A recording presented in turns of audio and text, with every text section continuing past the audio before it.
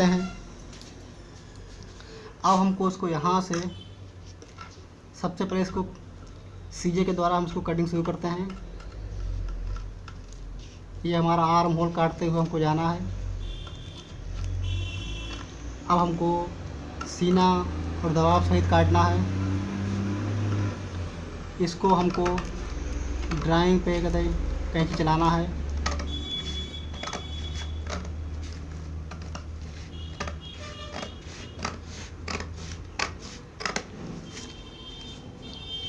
इस तरीके से हमको ये दबाव वाला निशान पे कहीं चलाना है।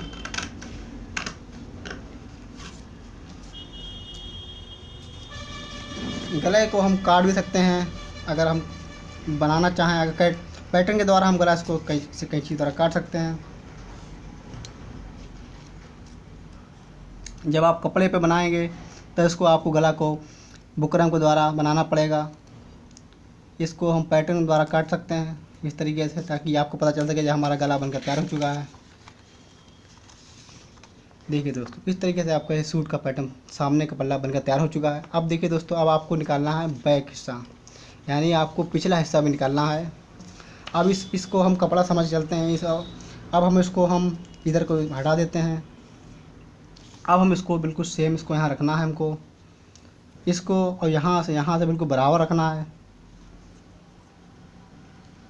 इसको और इसको यहाँ से हमको बराबर रख देना है। अब हम स्केच के द्वारा बैक वाला हिस्से को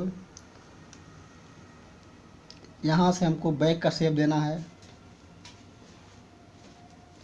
इस तरीके से हमको बराबर कर लेना है। पहले यहाँ पे कंधी बराबर होना चाहिए, बैक वाला पल्ला भी बराबर होना चाहिए। इस तरीके से आपको ये बैक का शेप चला जाएगा आपका।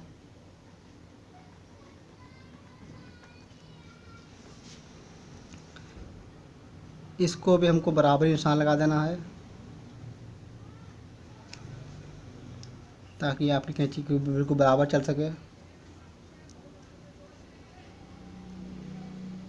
इस तरीके से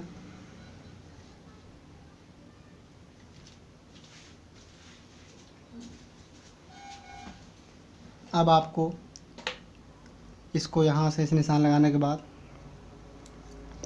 यहाँ से इसको अलग कर देना है।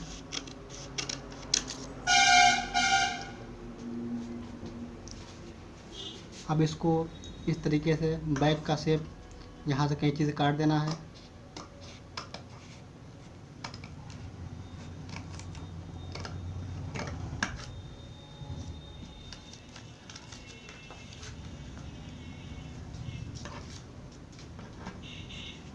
इस तरीके से कहीं चला देना है आपको बिल्कुल बराबर ड्राइंग के पे ही, ताकि ये कपड़ा आपका हिल ना सके।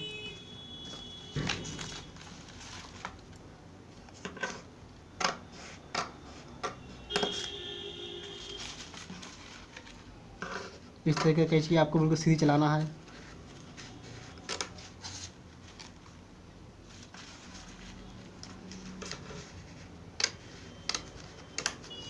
इस तरीके से दोस्तों आपका बैक वाला भी शेप बनकर तैयार हो चुका पैटर्न। ये आपका बचा हुआ कपड़ा मान लेते हैं। इस तरीके से दोस्तों देखिए, दोनों आपका पैटर्न बनकर तैयार हो चुके हैं। ये आपका सामना पल्ला हो गया और ये आपका बैक पल्ला हो चुका है। अब देखिए दोस्तों, इसको हम इस तरीके से रखते हैं। अगर आपको गला बनाना है तो गला भी आपका कट जाएगा। इस तरीके से दोस्तों देखिए, ऐसे हम इसको बराबर कर देंगे। सामने का गला हो जाएगा, ये पीछे गला काट देंगे हम इसको। चाहे बराबर कर लीजिए, चाहे गला बड़ा कर सकते हैं, गला छोटा भी कर सकते हैं, वो तो आपके ऊपर है, जैसा आपको पहनना अच्छा लगे। इस तरीके से दोस्तों ये आपका सामना का पल्ला तैयार हो चुका है। ये आपका बैक का पल्ला बनकर तैयार हो चुका है। अब देखिए दोस्तों, आपको रह गई है आस्तीन। अब देखिए दोस्तों, आपको आस्तीन बनाने के लिए सबसे पहले हम बचा हुआ कपड़ा देखते हैं। इस कागज़ को हम बचा हुआ कपड़ा मान के चलते हैं। अब इसको हम डबल कर देते हैं कटिंग को। इसको हम एक बार और फोल्ड कर देते हैं, ताकि आपकी आस्तीन निकाली जा सके।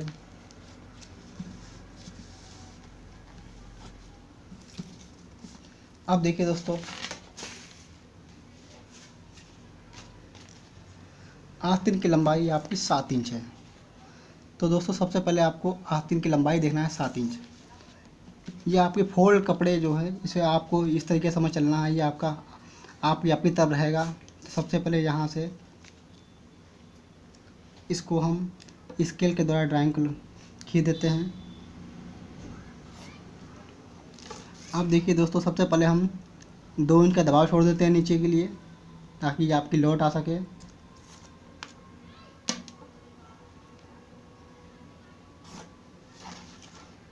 अब देखिए आस्तीन को हमने बताया था 7 इंच, तो सबसे पहले आपको आस्तीन की लंबाई को लगाना है 7 इंच।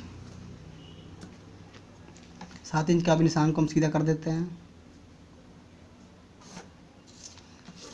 अब देखिए दोस्तों, आपने आर्म होल को यहाँ से यहाँ तक आपने 7 निशान लगाया था। ये देखिए, यहाँ से यहाँ तक आपने 7 निशान लगाया था। तो सबसे पहले आप यहाँ से 2.5 निशान नीचे लगाने के बाद जहाँ पे आपकी आस्तीन 7 इंच तैयार है, उसको आपको नीचे 2.5 निशान लगाना है। ये इसको आपको यहाँ से 7 निशान लगाना है, ताकि आपका आर्म होल यहाँ पर तैयार था। 7 इंच ये हो गया, और 2.5 इंच का आपका दबाव हो गया। ये इतना आपको बिल्कुल तैयार हो चुका है। अब आपको इसको यहाँ से लाइन खींच देना है इस तरीके से।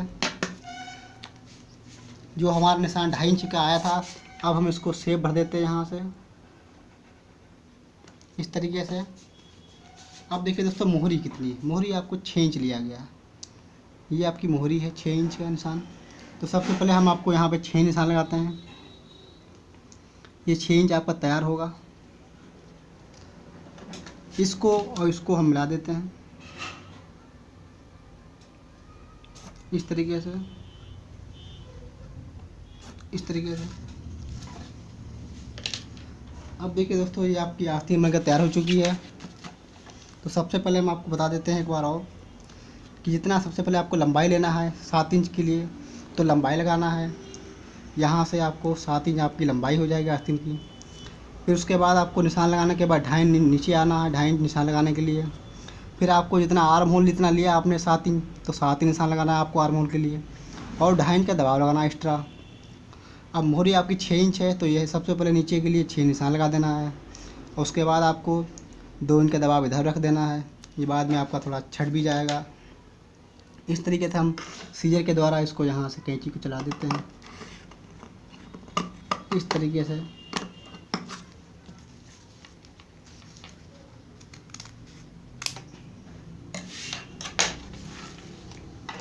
इस तरीके से दोस्तों देखिए, ये देखिए आपकी आस्तीन बनकर तैयार हो चुकी है। ये आपका दबाव यहाँ पे आपको यहाँ पे कुटका लगा देना है।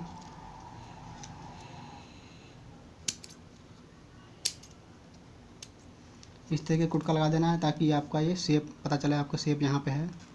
इसको और इसको यहाँ ऐसे घुमा देते हैं इस तरीके से। जिसको हम ड्राइंग करते हैं वो हमारा उल्टा पल्ला होता है। इसको हम इसको रख लेते हैं यहाँ से इस तरीके से। एक कुटके को हम बीच में लगाते हैं यहाँ पे। अब हम इसको यहाँ से रखने के बाद इसको अपनी तरफ रख लेते हैं। ये हमारे कुटके दिख रहे हैं। अब देखिए दोस्तों, सबसे पहले यहाँ से हम इसको शेप भरते हैं अगले पल्ले के लिए।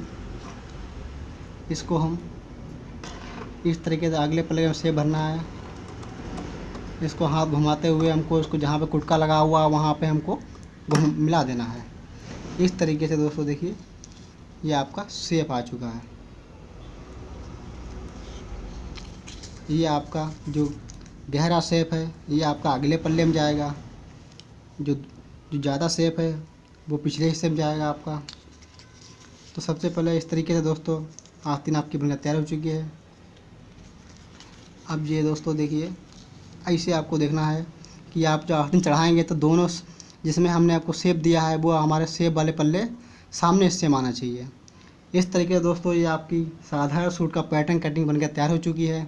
अगर आपको हमारा वीडियो पसंद आता है तो प्लीज़ लाइक कीजिए, शेयर कीजिए, कमेंट कीजिए, सब्सक्राइब कीजिए। Thank you.